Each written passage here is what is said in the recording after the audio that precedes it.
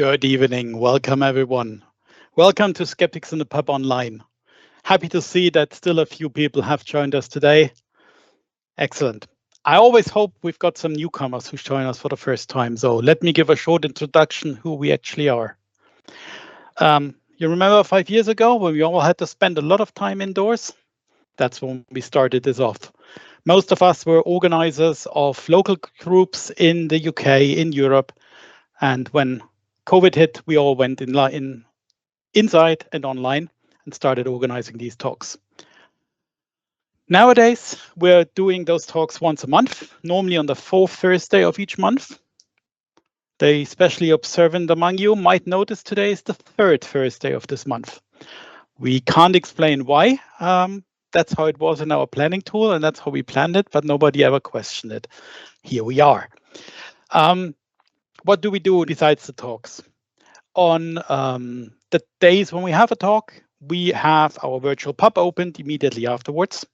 If there's no talk on a Thursday, then we still open it at about 8:30 p.m. UK time.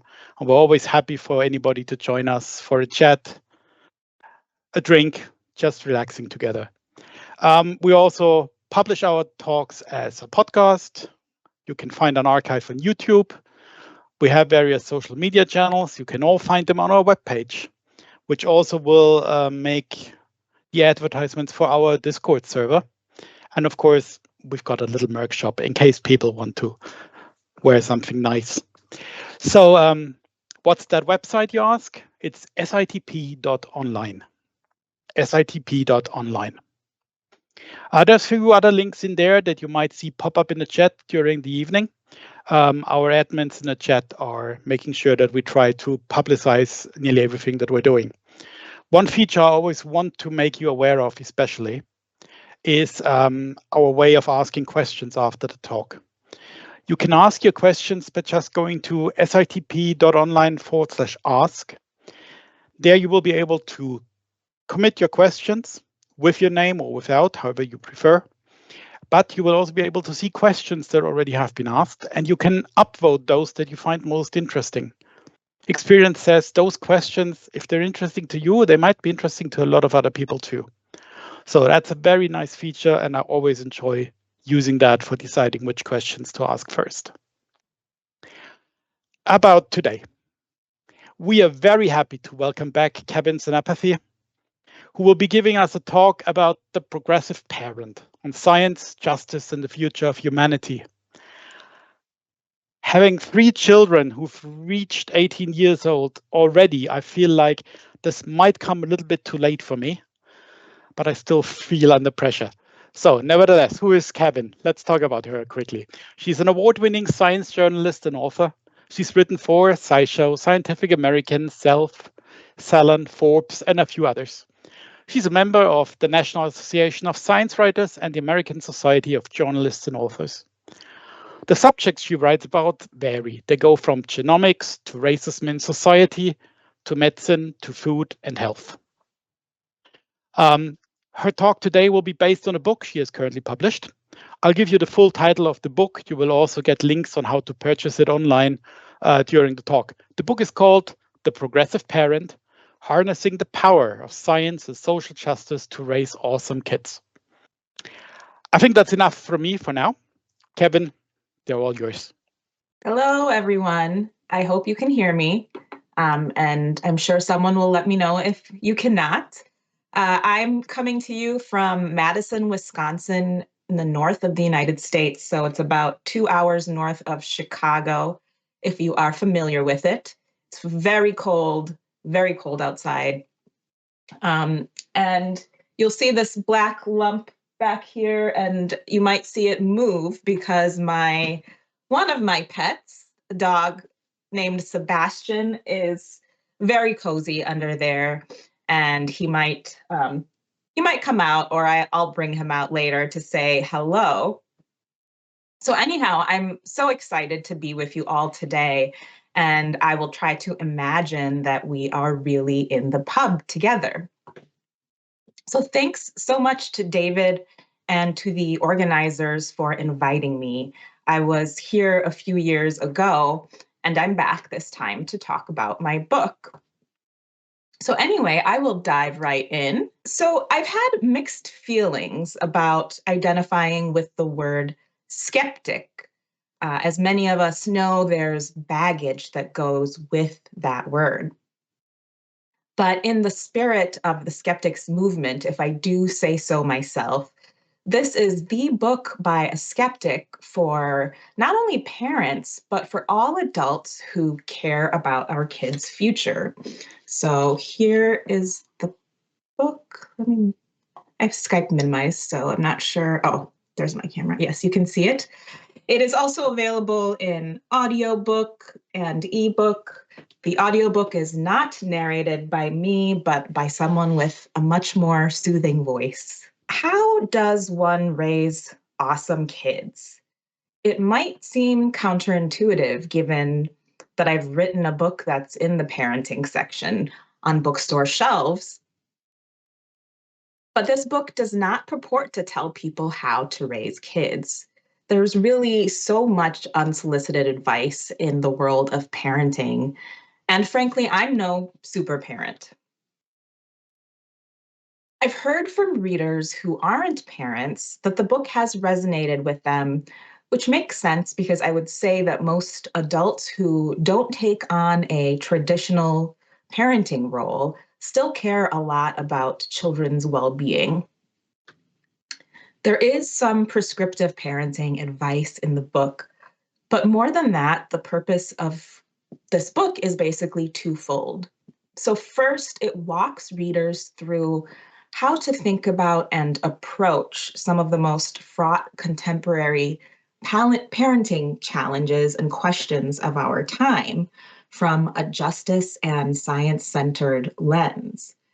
And second, it highlights the stories and work of amazing activists, researchers, educators, doctors, and other people fighting for justice for all children. And at the same time, the book is an expression of parenthood in the 21st century so far, with a focus in America, a country where the people who claim to be the most pro life don't seem to care about actual living children and who make life more oppressive for parents and kids. So, still, the book does take a globalist view, and its topics are certainly relevant in Europe. So, as we've been talking about since the US general elections in November, and especially since the new administration took over in January, the forces of injustice and oppression are, in some ways, stronger than ever. Our rights are in immediate danger, and our children are dealing with the fallout. So, I wrapped up the manuscript of this book in late summer of 2023, and it published in 2024. And thanks to this new president and his cronies, it is disturbingly even more relevant than I imagined it would be the year after it published. So, first thing, let me talk about the title of this book. What exactly is an awesome kid? I would say one of the biggest spoilers in the book is in the dedication. I write the dedication to my own two children, and I write that they were born awesome. And as biased as I am, and as much as I adore them, I don't believe my kids are any more or less awesome than anyone else. So, really, the book's premise is that children are all awesome. They all have brilliant, prismatic universes inside each of them. And our job is to help them grow into their most authentic, expansive, and thriving selves. Now, of course, that's a huge task. And the whole point is that the book does not tell parents how to achieve this. Instead, the book questions what parenting can really accomplish given the systems that we're all a part of. So it's more about let's look at the situations where there's an outsized onus on individual parents to take control of their kids' well-being, when really good health and well-being largely depend on privilege or lack thereof. So I'll preface this book's use of the word progressive to describe parents. People in America tend to have sometimes strong opinions about this word. So people ask pretty regularly about the intention behind the title of the book. So, fun fact, journalists don't usually write their own headlines. And in many cases, with a traditional publisher, authors don't write their own titles. So the concept for this book was roughly 80% an aerial big picture take on the connections between the issues I've covered in my years of work as a science writer, and also my experience as a parent. And about 20% of the contents was assignment from my publisher, so areas that my publisher wanted me to cover. So when my editor proposed the progressive parent as the title, I had complicated feelings about the word progressive. But I also took the assignment as a challenge in that parents who identify with ostensibly progressive values, including science and justice, are quite diverse and not at all a monolith. But there are a few threads that tie them together. And so that common ground is what my editor was asking me to follow. So surveys do back up that there is significant variation in the views of progressives. Some of this audience for this book may or may not identify with that term progressive per se. Some people say that it reminds them of the types of liberals whose actions are mostly performative. And I understand all of these perspectives. However, I realized that using the word progressive in the title makes sense because it most broadly connects everyone who already shares some of these basic values. So in the US, we're familiar with a variation of the yard sign that's shown on this slide. I don't believe that, I'm not sure, I don't think that the whole yard sign culture is a thing in Europe the way it is here. But some of you have probably seen the sign or a version of it on the internet. The original version reads, "In this house, we believe Black Lives Matter, women's rights are human rights, no human is illegal, science is real, love is love, and kindness is everything." So the sign has gone viral across the United States. It first emerged after the 2016 general election when our current president was elected for the first time. It's a very hard time, and we could not have imagined now in 2025 how things could be. So as I often do, because I'm an overthinker, I also have complicated views on the sign, and so do a lot of folks I've spoken with. I personally don't own one of these, but I have found this sign fascinating since it started making the rounds in 2016. It's true that in some instances, families who display it are participating in a form of what people call virtue signaling. But taking the sign as a phenomenon, there's power in its message if we also act intentionally on these shared core values: science, truth, equity, and justice. So, to me, the science is real piece seemed to stand out from the others. What does science is real mean, and what does it have to do with the rest? The book teases out what science is real means to parents and to families. And then it goes a step further to look at all of these other elements of the yard sign and ask and explore the question, what does science have to do with equity and with justice? Perhaps most crucially, I sought to lay out how to take that sentiment that science is real in tandem with all of those other listed values and take them beyond a yard sign or a bumper sticker or whatever other form we see them showing up in. So how can these values propel the actions of those who are responsible for children's well-being? And can the power of these ideas be combined with science leading the way to change the world? And I think they can if people make the intellectual effort to see the connections between science and justice. So here is the table of contents. I will run through it for those of you who can't make it out. These chapter titles may seem like unrelated issues, but they are so much more connected than you could imagine. So the chapters include defining the progressive parent's dilemma, healthy scrutiny of science, gender and sex, race, ethnicity, and racism, living a so-called clean life, parenting with feminism, including case studies in bodily autonomy, ableism, and fat phobia, greenwashing and sustainability, and vaccines.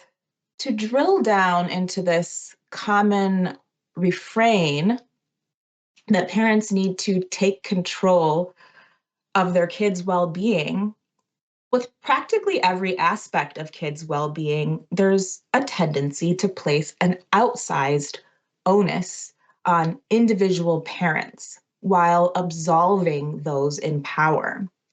So in this narrative, which I would argue is a spurious narrative, we parents can avoid unwanted outcomes if only we put forth sufficient effort. Now, in science communication, we hear a lot about the problem of assuming a causal relationship when all that the data can show is a correlation between an action and an outcome, like, say, eating fast food in childhood and heart disease in adulthood. So the problem isn't merely that it's unwarranted to assume causation unless researchers can pin down a causal mechanism. It's darker than that. Often assuming that a parenting behavior causes an outcome simply because there's a positive correlation upholds an inequitable status quo. So often that assumption harms children. It's easier to put an outsized responsibility or onus on parents to take control of their child's health than to solve complex systemic problems and question the people in power who are in control of those problems and systems that have significant impacts on kids' well-being. And this applies to so much of what parents are told to worry about as people raising their own kids. This isn't to say that there's no individual responsibility for parents to take. Of course, there is. But the question is, which individual parenting actions make a difference? And which ones might we be doing in vain? And how is the focus on our own kids and our own nuclear families holding us back? Could we use that bandwidth to hold systems and people in power accountable for all kids to thrive and not just our own? So one big secret, maybe not a secret to some folks, is that none of us should be in it alone. Skeptics tend to celebrate critical thinkers as they should. But let's keep in mind that there can be no one nor even a few champion critical thinkers, with all of the answers. No individual mind is that great as much as we would like to believe it. So coming together with all of our perspectives, with community checks and balances at work, That's how we start to get to the heart of our questions and concerns. So, chapter 2 is titled Healthy Scrutiny of Science. And knowing my audience of skeptics today, I know that many of you might be wondering that given the bad consequences of opposition to science, it makes sense to trust the science and the scientific consensus. So, why in this book emphasize scrutiny of science rather than belief in science? So, as someone who personally loves science, I read scientific research for fun and nerding out purposes, in addition to work reasons. And I consider myself super lucky to get paid to write about science. I've learned that the concept of trust in science has so many layers. I have been at the March for Science with a megaphone shouting shouting about belief in science. So if trusting or believing in science means believing in certain findings, like that the earth is spherical and not flat, or that climate change is real and urgent, I'm then certain that all of my intended readers are already right there with us. So, does believing in science mean believing in its findings that climate change is real, or that our planet is roughly spherical, or that vaccines work? If that's what it means, I am right there with the believers. Science informs how we make medical decisions and choices about our consumption and other actions. It shapes our views, which influence how we carry ourselves in the world and the legislation that our governments enact. While researching for this book, I heard from many US based parents who identify with belief in science. I heard a lot about how it means trusting the scientific community on any given parenting related question. Now, this wasn't particularly surprising. Again, in science communication, especially when it comes to public health, trust is seen as a sort of holy grail. For instance, we hear a lot about the public's trust in the science of vaccines. But as I explain in the book, we shouldn't always trust all the prevailing messages from the scientific community. No doubt there are lots of times that we should trust it. But a blanket trust or belief in science can lead us astray. And the problem is pretty basic. It's often hard to tell which messaging reflects the most comprehensive evidence based truth and which messaging reflects an agenda that doesn't have all children's best interests at heart. So, polls show that most people do believe that scientific findings based on systematic observations are an actual thing that help us discern the truth. In other words, most people would say that they believe that what we call the scientific method is real. So, yes, flat earthers, climate change deniers, and people who make claims about the paranormal are very loud, visible, and often obnoxious. But the truth is, most of those who use biased, poorly executed science and even pseudoscience to push bad agendas would identify as believing in science. They do believe that science is real. So I've found that it's crucial to ask ourselves, how do problematic research questions and flawed findings or flawed interpretation around what matters to us impact our children? And when biased, poorly done, wrongly interpreted, or irresponsibly applied science affects our kids, what can we do about it? To level up as progressive parents, this book argues we need to take a step back and learn how to scrutinize science in addition to harnessing it.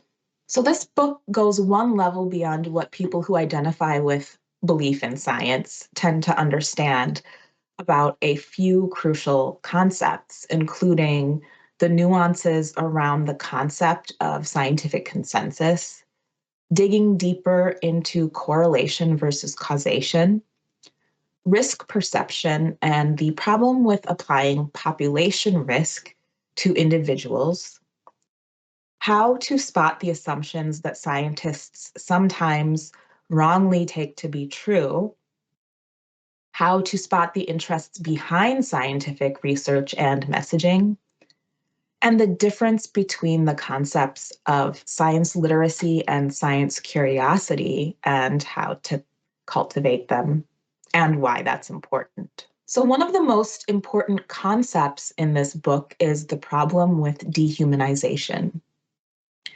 Dehumanization is a prevalent type of pseudoscientific thinking that pervades science and harms children in atrocious ways.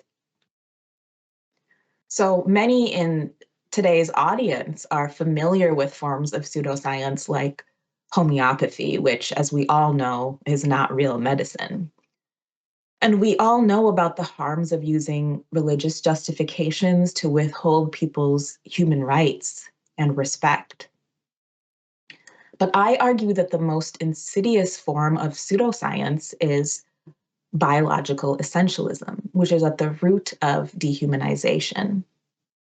This is basically the belief that a human's traits like personality, intelligence, athleticism, skill, demeanor, body type, sexuality, health problems, and myriad other characteristics about humans are biologically innate, encoded in the DNA, rather than a result of external influences. Now, I'm a huge genetics nerd, so I'm not here to say that human traits have nothing to do with genetics, but I am here to say that it's so much more nuanced than we've been led to believe, to the point that prevailing views are practically pseudoscientific. A big part of undoing biological essentialism involves what researcher Brian Donovan and colleagues at the Human Genetics Research Lab at BSCS Science Learning in Colorado Springs in the United States call moving beyond Mendel toward a humane genomics education. A big issue is that what we've learned about biology is so oversimplified to the point of being wrong. This book teaches parents how to start honoring the complexity of biology. So many of us remember learning about the work of Gregor Mendel, the monk whose famous experiments in the 1860s used plant breeding to elucidate basic principles of inheritance of traits or observable characteristics. And these experiments were done in the common pea plant. So folks who took high school biology class may recall the Punnett squares used to predict the types of offspring in a crossbreeding experiment.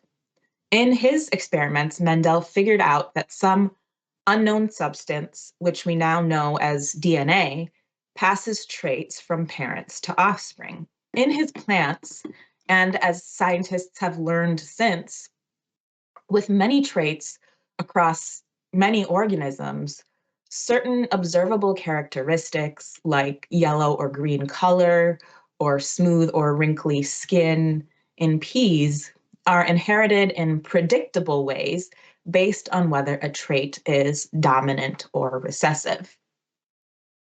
A few traits in humans are known to be passed down in this Mendelian fashion. Some well-known ones are a widow's peak, attached earlobes, or tongue rolling ability is another one. But the vast majority of human traits are far more complex and involve variations in multiple genes that interact with a web of environmental factors, and manifest as any of myriad traits, like, say, a powerful singing voice, or a way with words, or addiction, social anxiety, migraines, and so much more. So, how can we honor who our children are if we don't understand the genomic complexity and biological rainbow of what humanity encompasses? We really can't. So, in some ways, the Punnett Square takes up an outsized piece of most people's biology knowledge to the point of being misleading. So, that's a big part of what this book illustrates. One of the examples the book delves into is gender and sex, and specifically the sex and gender binary.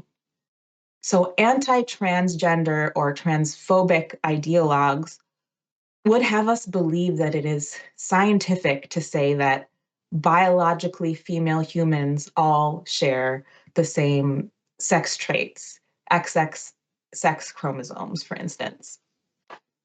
Interrogating this ideology, which affects all children, no matter their gender, requires a scrutiny of the relevant science and the related discourse. And now that our president and his ilk are trying to define gender around this false ideology, I think it's more important than ever for people to grasp what it means. So, how do we protect our children from discrimination based on sex and gender? To answer that question, we need an updated, far more nuanced view of what science says about sex and gender. And there's so much more for science to learn as well. So while the book acknowledges and stresses that science is not and should not be necessary to affirm people's identities and humanity, sometimes we do have to make scientific arguments to stamp out oppression. And in a nutshell, the science is clear. The gender and sex binaries are not biological realities. There are more than two genders and more than two sexes. And that is not merely woke hogwash, it's scientific fact, albeit a complicated one.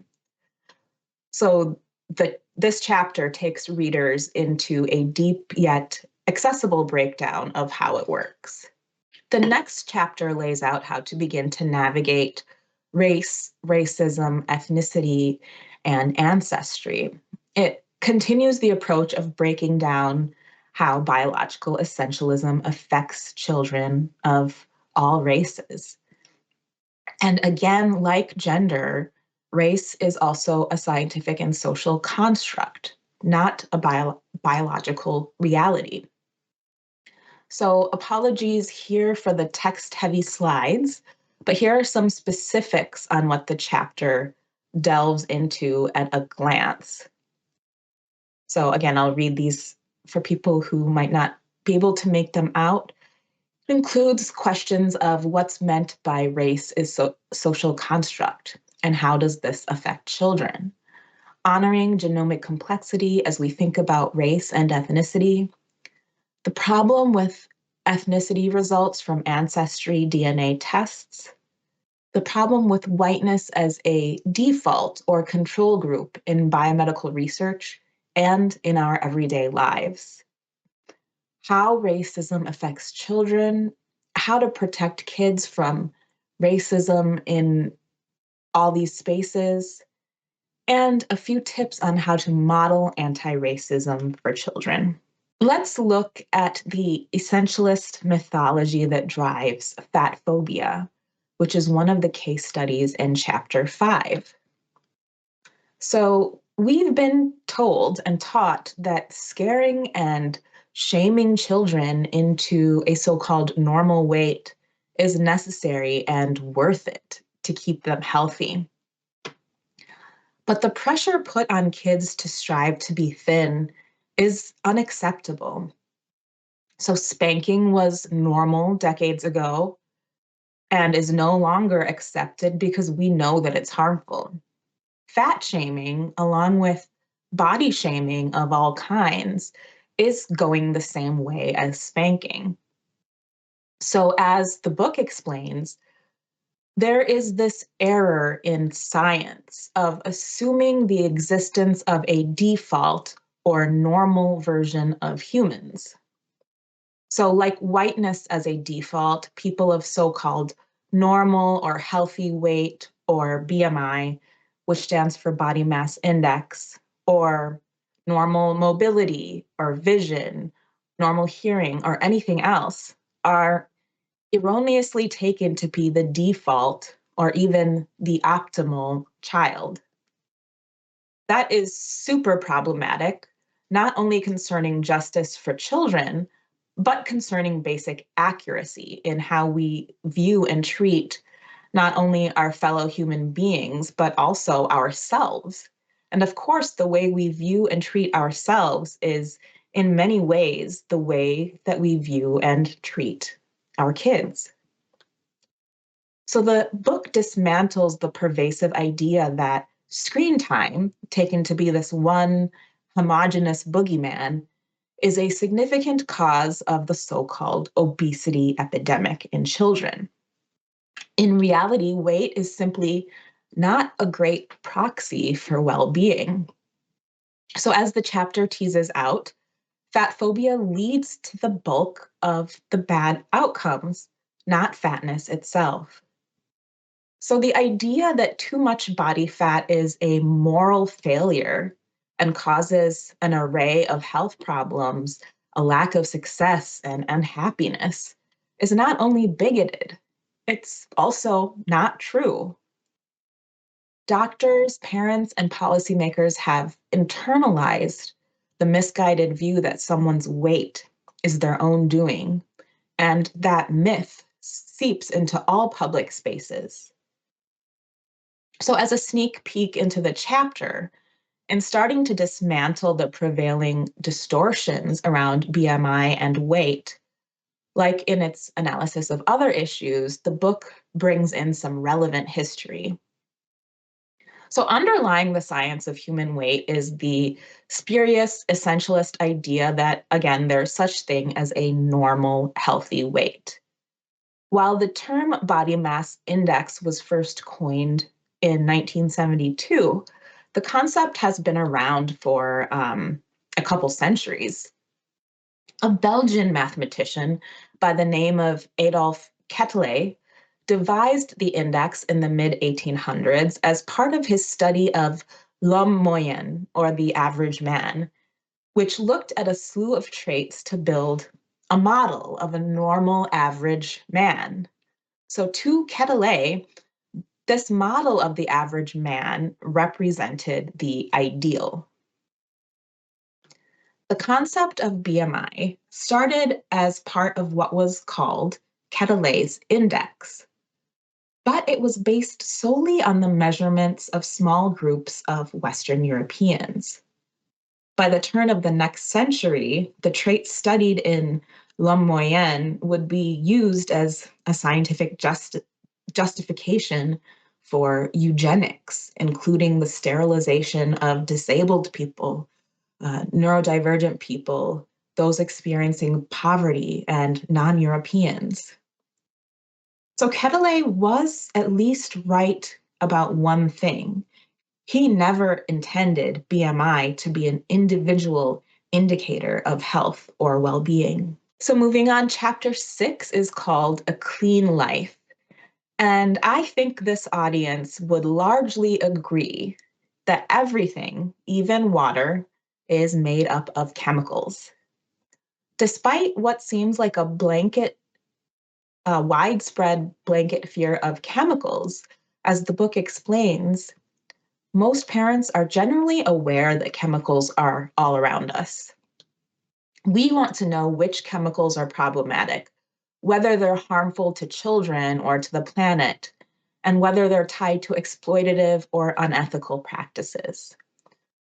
The discourse around a so-called clean life is about avoiding the chemicals that we are told are toxic, especially when they're synthetic, and embracing the more wholesome, wellness-promoting, natural-sounding chemicals. So there are substances in our communities and homes that harm children. The problem is that some of the chemicals we're told to worry about are far more harmful than others. We're faced with this massive mix of credible and spurious information, a lot of which appears legitimate on the surface. So different stakeholders focus on what they sometimes call chemicals of concern in food, household products, personal care products, medicine, and the environment.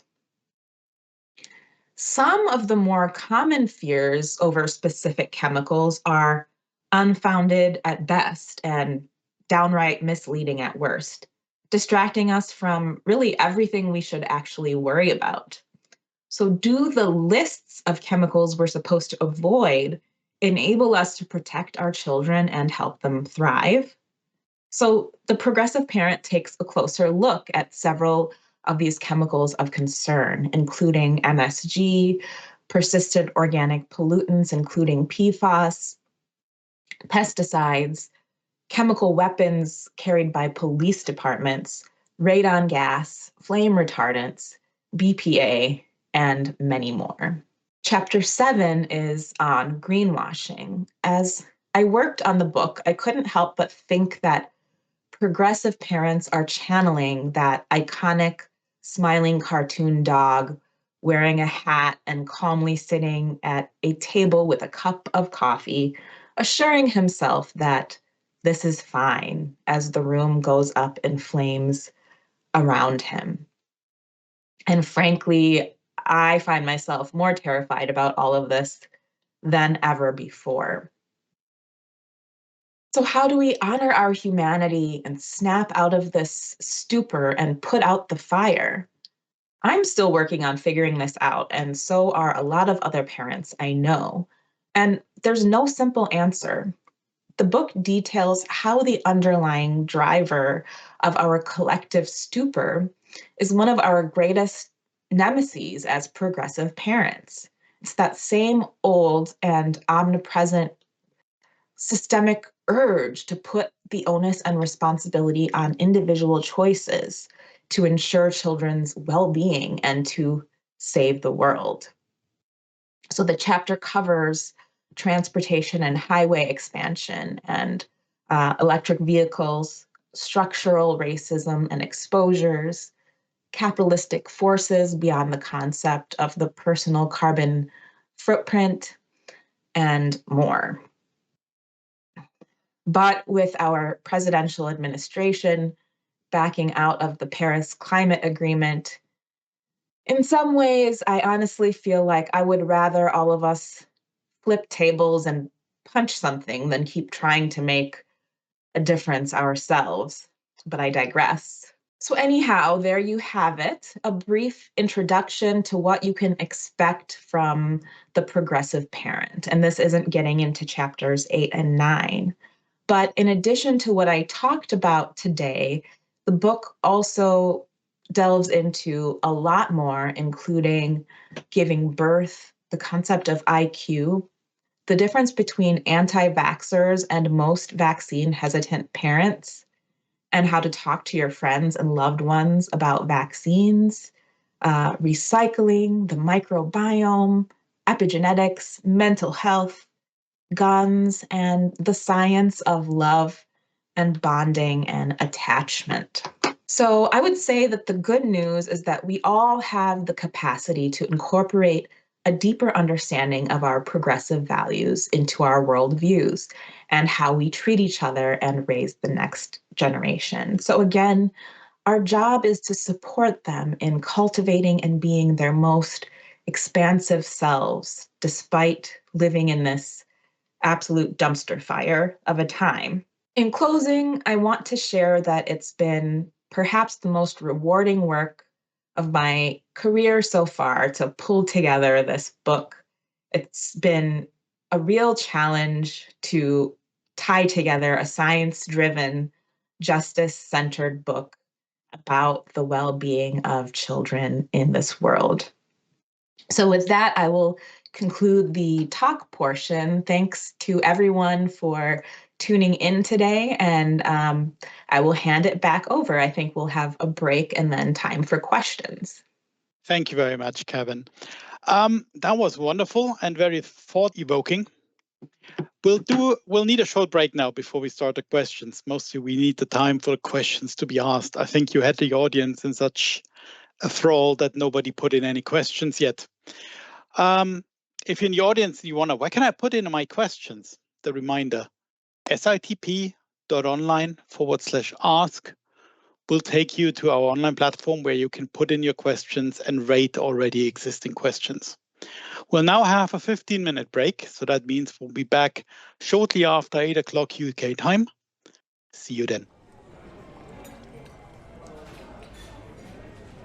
Welcome back. I hope you all had the time you needed for a proper break. We got a few questions in, so let's dive right in. Oh, by the way, the Igor drinking game is taking place, so get ready. The first question is by Igor. Do you believe childless folk have some moral right to interfere when we see other people aren't being great to their kids, or is parents know best the policy to follow? Yeah, that's a great question. Unrelated, I have disturbed my dog Sebastian out of his sleep, so you might see him back there.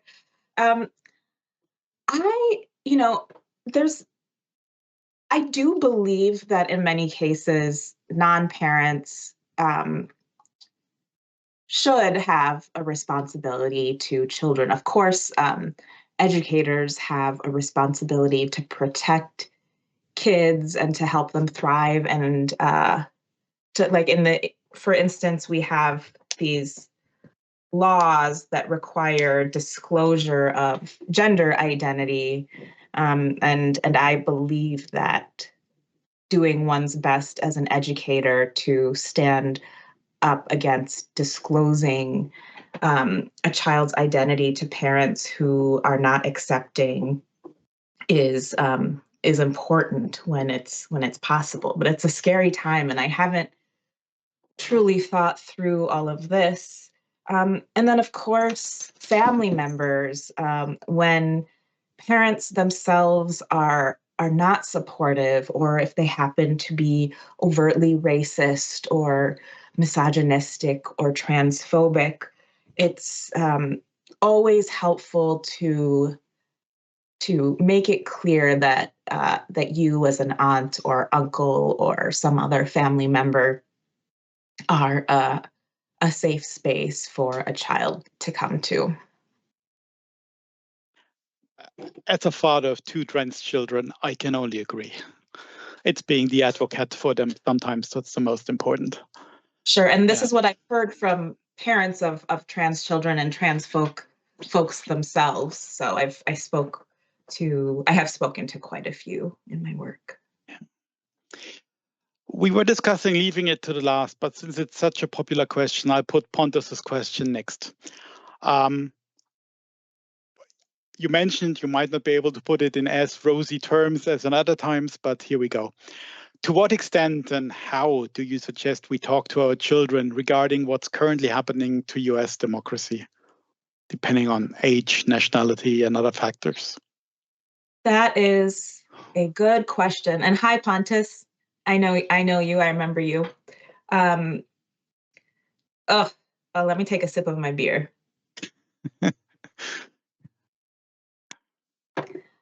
Well, I can tell you a little bit about what we've been talking about so far with our children, and they are 14 and almost 12 years old.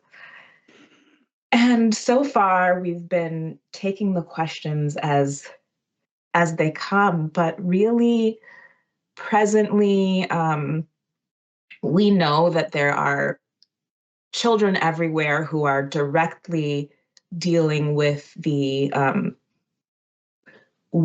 actions of our presidential administration here, and we are fortunate enough that our own kids seem relatively protected in that we live in a relatively progressive city with progressive educators. But honestly, so far, I've just been validating their feelings and fear, and so has their other parent. For instance, my daughter came home the other day and said she heard her teachers talking about what would happen if ICE, so immigration's enforcement officers, were to come to the school. Well, yeah. And her teachers were talking about how, they would preferably not allow them entry into the school, but just talking through the fear that some classmates may be experiencing. So to Pondus's question, I wish I did have something more constructive or positive to say at this point, but I myself, for the last couple months here, have been, I mean, of course, it's so chaotic. It's impossible to keep up with everything that's happening. And that's, of course, by design. So we're just taking it one day at a time. And I will reach out if I come up with a better answer to that question. Okay, thank you. Good. We got an anonymous question. Is there anything that science can tell us about how to best treat our children? Yeah, some of my fellow parenting writers and other parents I know who are, really into finding science-based answers to their questions will all, many of us have our pet, like, science-based thing that needs to happen or that parents should know or should do.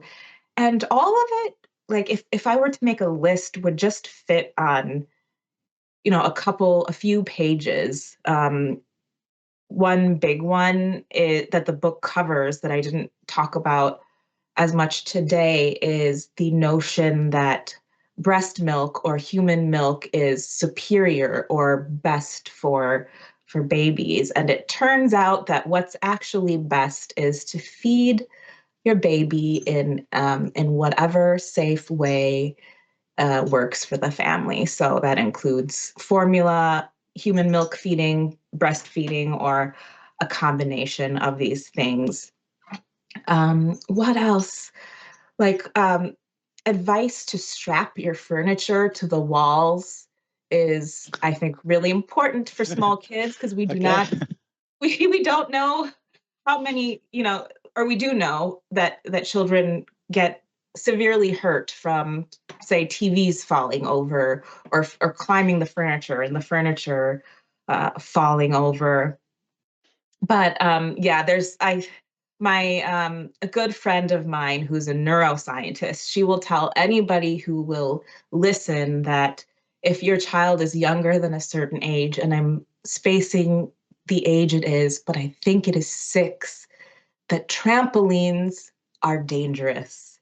As much as we little kids love we have trampoline parks around here, which are just facilities full of trampolines, but their risk of breaking a limb is really quite high. And if you talk to pediatricians, they'll tell you that so many parents just aren't aware of this, and there are businesses and trampoline parks that advertise their activities to young children.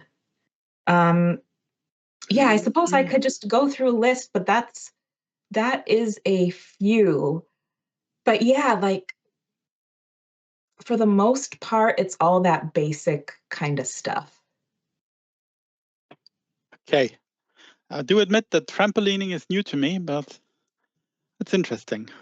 Yeah. Good. We got another question from Anonymous. They ask, in your research, did you find any differences in parenting between US and UK or other countries? I didn't focus a whole lot about the differences in parenting itself in other countries, more questions of environment and policy and food. But one thing I've learned is that the differences for better or worse are kind of reducing because of how connected we are globally through the internet.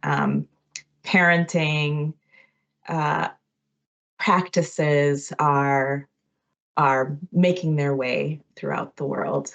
Yeah. That's true. Good. Yeah.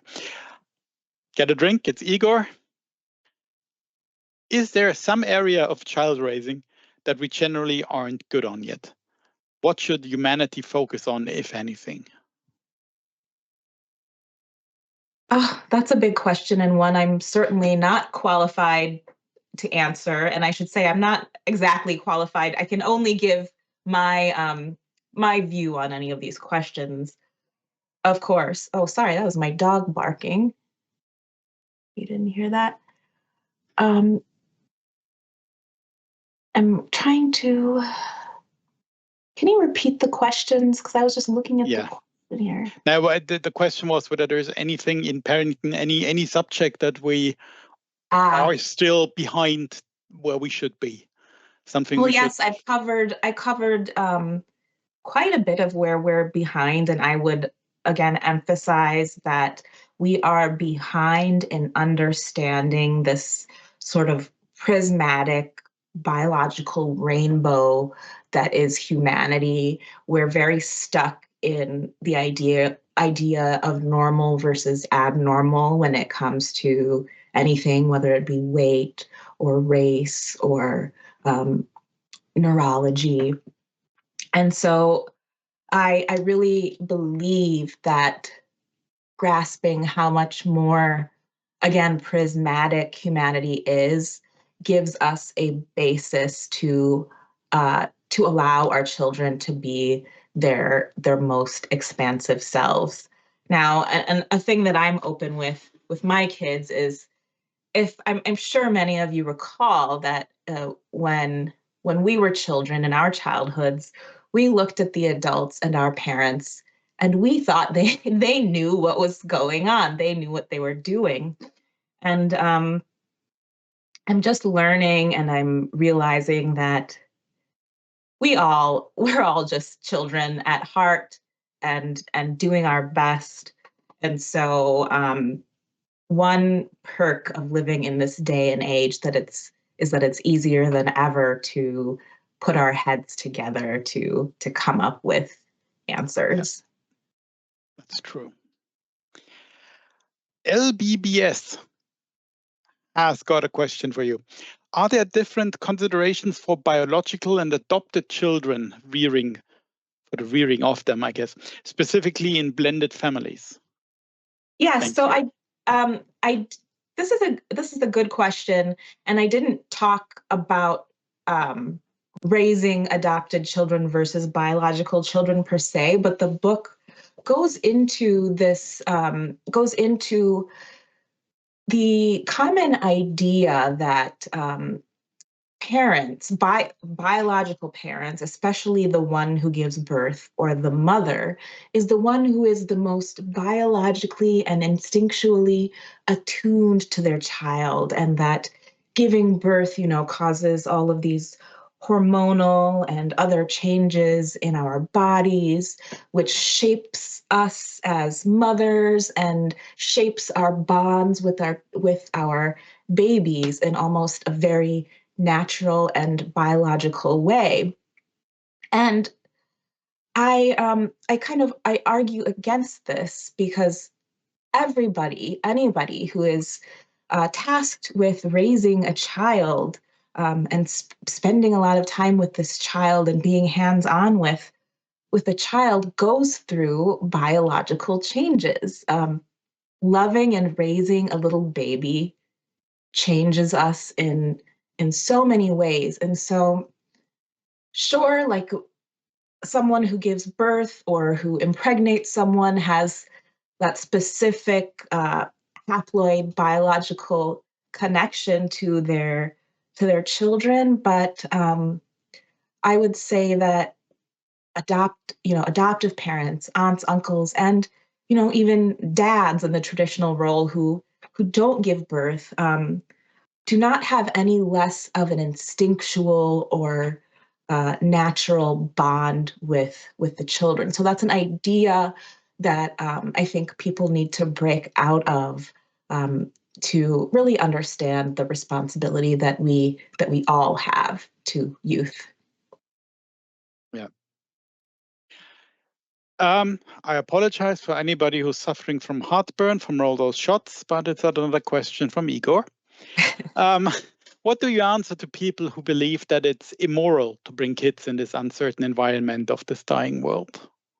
Yes, I do. I do touch on this question in the book, and I've come across this sentiment quite a bit. More and more people are deciding explicitly not to bring kids into this world for various reasons, including that the the world is kind of on fire. And I think everyone's choice to bring or not bring children into the world is valid, and everybody has the right to go through that line of thinking and decide what works for them. I get a little bit concerned when we start talking along the lines of population control, because then we can veer into kind of deciding who should and shouldn't reproduce, which personally scares me. So to answer the question, if someone chooses not to have a child in this world, I am 100% behind them. I mean, uh, like I don't like to bring doom and gloom to the virtual pub here, but I mean, I said to a friend of mine the other day, like, if we were to even be lucky enough to have grandkids, like, would it just be a disaster? Like, let's just, in some ways, I just want to appreciate the good times that we have now with our children. It's a dire situation, and it's a big question. I agree. I had similar thoughts on that subject. Yeah. Okay, we've got another anonymous question. They apologize. They came in a little bit late, so they might have missed a few details. I think they will have heard that you got 2 children, but the question is now, did you read some of your research before they were born? Um, And if so, what was your experience? sure. I I go into this in the book about how I was largely clueless before my children were born, or even before I was pregnant. I had held an infant uh, maybe a few times in my life, and so around when my oldest was born in 2011, I went through a pretty extreme case of what's called postpartum obsessive compulsive disorder, OCD. It's a type of anxiety disorder. And so I was terrified all the time, terrified of leaving the house. I was barely sleeping because I was worried about SIDS and whether my baby would be breathing throughout the night. So I found myself kind of freaking out. And then once I realized that my anxiety was above and beyond typical or normal parenting anxiety, which is so common, um, that allowed me to take a breath and a step back. And that is when I started finding other parents who care about science-based worldviews and parenting, and starting to learn how to work through. I did not know anything before my kids were born. Yeah, very few of us do, I think, nowadays. The large families where the oldest children were involved in raising the youngest are a thing of the past in many areas. But another anonymous question: what made you want to delve into all these questions to study this? Yeah, this kind of connects with my last answer. Oh, by the way, I don't know if we have any Americans with us today, but the beer I'm having is called a New Glarus Spotted Cow, and it's a local Wisconsin creation that is well known around here for the cow on the label.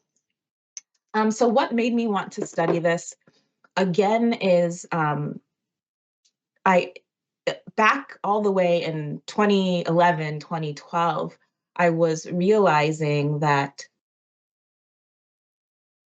is so prevalent in the world of parenting, and that many people were acting based on these fears and based on the messaging they were receiving, rather than the all of the available information and variations between families and children. And so I started in 2013 as a blogger for a US based blog network called the Skeptic Network. There was a site called The Grounded Parents, and so pretty much anything that I saw was a common misconception or question without clear answers. I started to blog about these, and it almost, not only did I want to help other parents and other adults who are kind of going through some of the same questions and fears, but also eventually, or even back then, and especially now, um, reading research and writing about the science is almost a coping mechanism for me myself, because I'm a big worrier, and so there is nothing. In some ways, there's nothing more soothing than, okay, here, I'm gonna open a bunch of scientific papers and read about this. Then again, I should say it can also add to my anxiety. For instance, right when the pandemic first hit and lockdown began, I had several COVID related assignments that I was writing about. So at that time, kind of locked in the house and realizing not only that COVID is bad, but on a molecular level, why COVID is bad. And so it's like a mixed bag. But yes, again, to the question of why I've wanted to delve into all of this, it's a combination of wanting to help inform people and also my own sort of Yeah. need to learn as much as possible all the time. Yeah. Yeah. I don't see any questions about this, but there is a certain aspect of teaching other parents. As an example, I am German, but I lived in the UK. My children were born there. In the UK, there is this common household medicine. If you've got chickenpox or minor skin irritations, there's calamine lotion, which I think is also known in the US. In Germany, that is unknown. But because of its bright pink color, a German friend of mine who went on holidays to the UK, her daughter caught chickenpox, and she then refused to use calamine lotion because the bright pink color made it look like a dangerous chemical to her. And for any UK parent, it would have been, yeah, that's what you take. That's what's always been taken. So that's one of the examples where I think, can we find a way to teach other parents to find the resources to avoid such misunderstandings? Yeah, it's in the book I talk again about this concept of scientific literacy versus versus curiosity. And so I think that's a big way to not necessarily to teach parents, but to help people position themselves and how they approach various questions. And it's basically about whether or not how much how do I say this? How much weight do we give to our preconceived notions? So yeah, to your question, the color of something has is a big, it weighs heavily in people's minds, whether it be food coloring or, as you say, calamine lotion. But the first thought that comes to my mind is, oh, bright pink. I see beautiful bright pink in nature all the time. And sometimes that bright pink is benign and something lovely to behold. And sometimes it's toxic. So we don't know. Yeah. True. Okay. Oh, along those lines, Serdar's question. What do you think about helicopter parenting? Oh, gosh. What I can say about helicopter parenting is that it sounds exhausting. Yeah. But yeah, that's all I can really say about helicopter parenting or all these other parenting styles with names. One parenting style that the book delves into is attachment parenting, which I have quite a few views on. So people interested in attachment parenting can read more about that. Okay. Good. Anonymous. Another question. What's your view on how to navigate children through the use of mobile phones and social media? I mean, that must be a subject for you, 12, 14-year-olds. Yeah. This is a hard one. And social media and mobile phones, I think, are equally beneficial and harmful in their potential. I am frankly just taking it day by day myself.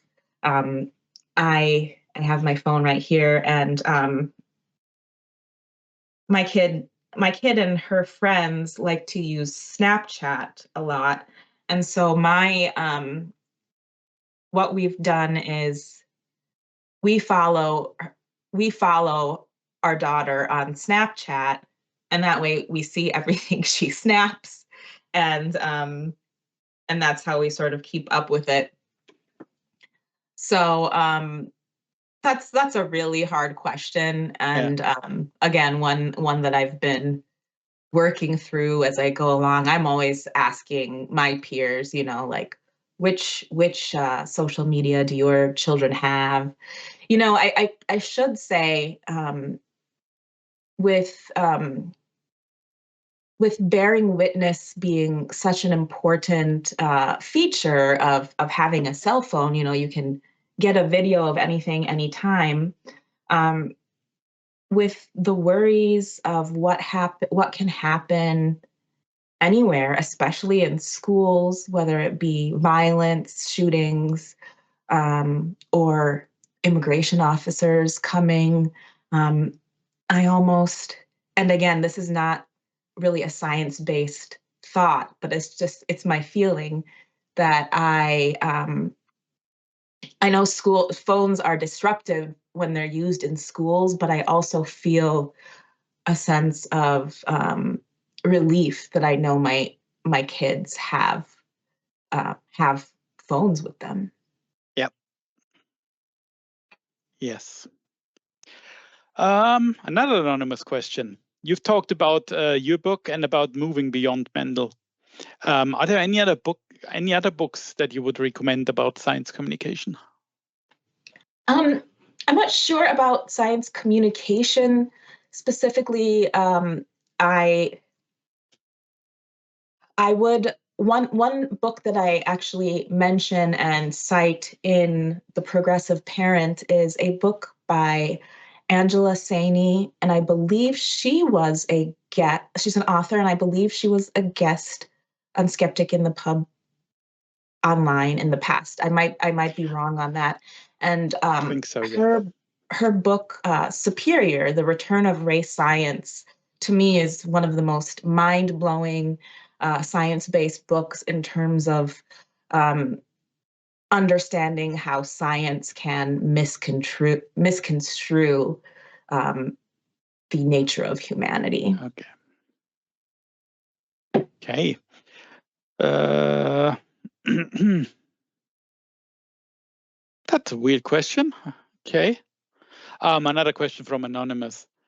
How did you achieve your current career position? What stages did you go through? Yeah, I touched on this a little bit earlier. I've always loved communication, writing, and I've always loved science. So one example that I give is that when I was in high school, I was in the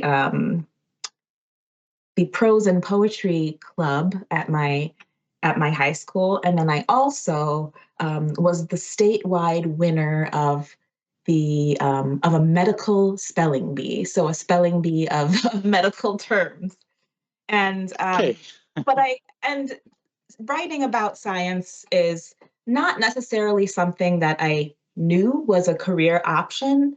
So it wasn't until again I went through the giving birth and having that extreme mental health crisis almost that it occurred to me that reading and understanding the science and sharing it with other people is something that would be potentially helpful, would resonate with others, and would also really be a fit for me. So before then, I was honestly like, you know, at before I had kids, I had this notion personally that I wanted to give birth to 2 kids before the age of 30, which I was very lucky and fortunate enough to achieve. But that's kind of the extent to what I was thinking until after they were already here and I was faced, like everybody is, with so many questions and uncertainties. Okay. Apparently, you've raised some interest by your mentioning of attachment parenting, because Cleo asked whether you could say a few more things about it in your views. And how does attachment parenting differ from helicopter parenting, or is it the same? Sure.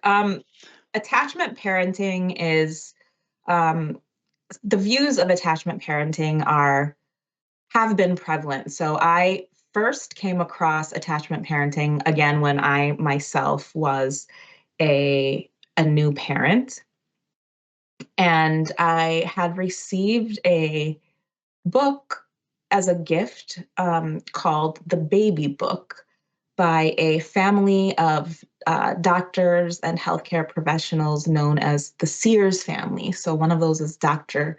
William Sears, and they are proponents of attachment parenting. And the idea that underlies this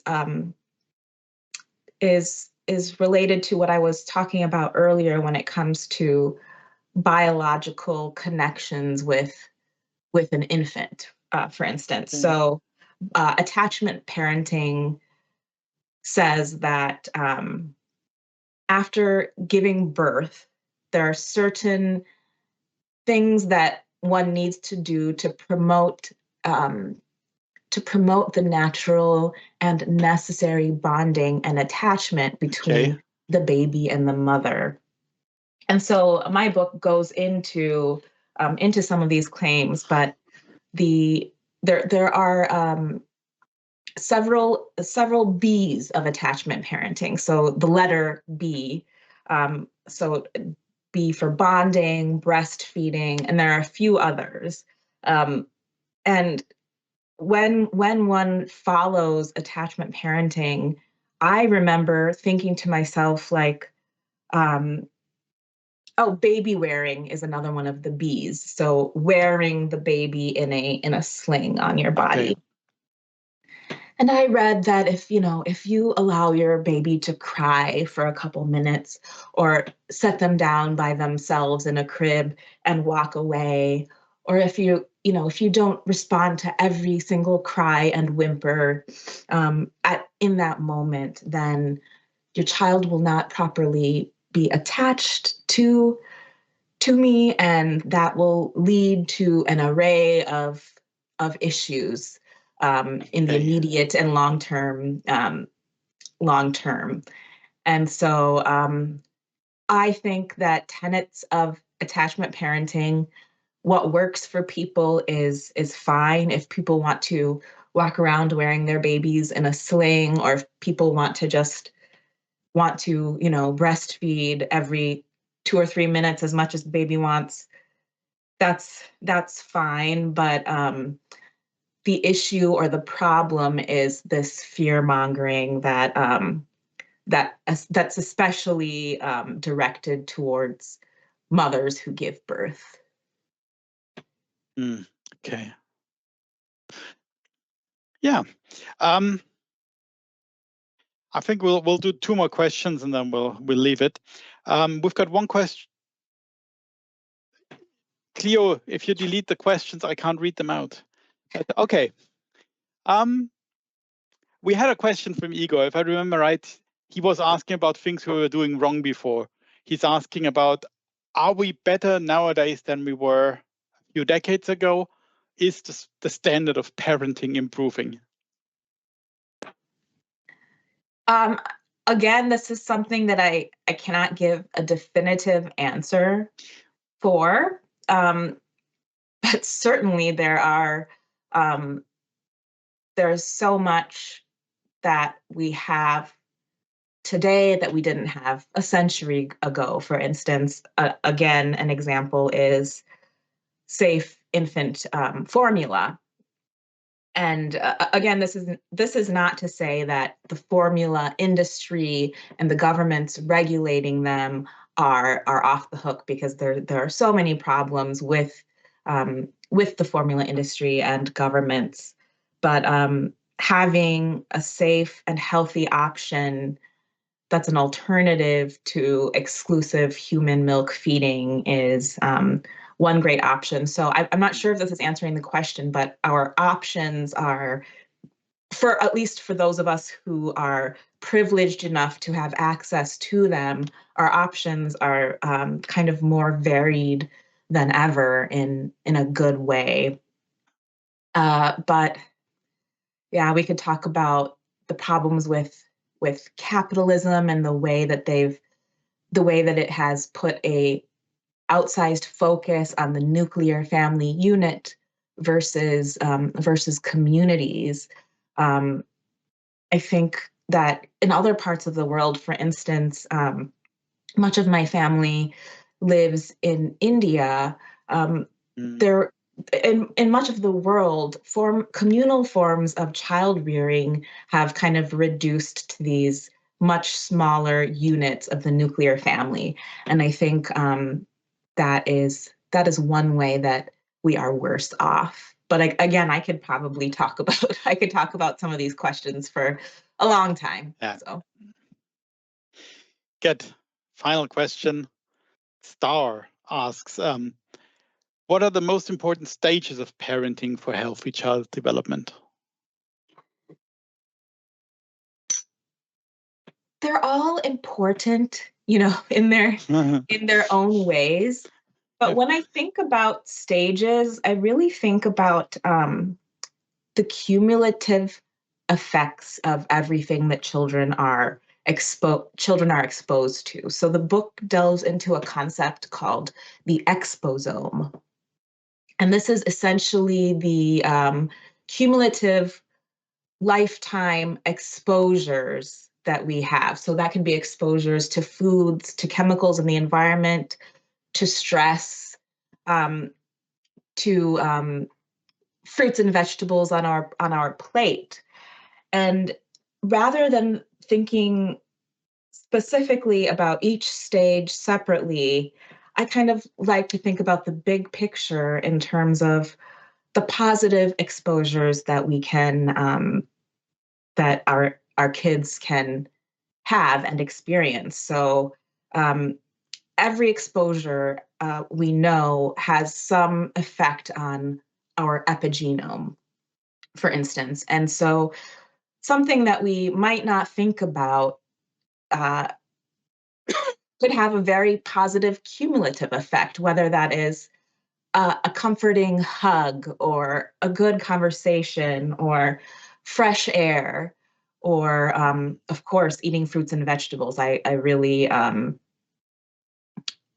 emphasize that throughout life, of course, but especially for children, there is, again, so many bad things in our world that it's sometimes helpful to focus on what is good and what is accessible to us that's good, that we can expose our children to over time. Yeah.